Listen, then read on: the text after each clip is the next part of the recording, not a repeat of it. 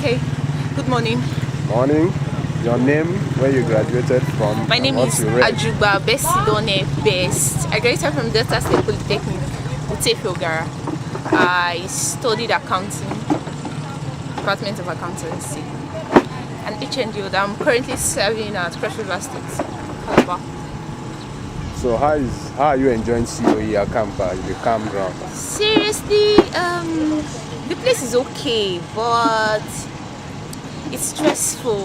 The jogging, the exercises, waking up early, and moreover, me beating cold water. I don't like cold water. Wow. But I'm beating cold water, and right now it's raining on me. Sorry, nothing good comes easy, man. And I have to adjust this trouser because it's very big. Wow. They gave me an extra large, a +0. Sorry. Maybe they give you because they know that before you leave here, you will actually become fat. Yeah, I hope to add weight and become chubby. Thank you. All right.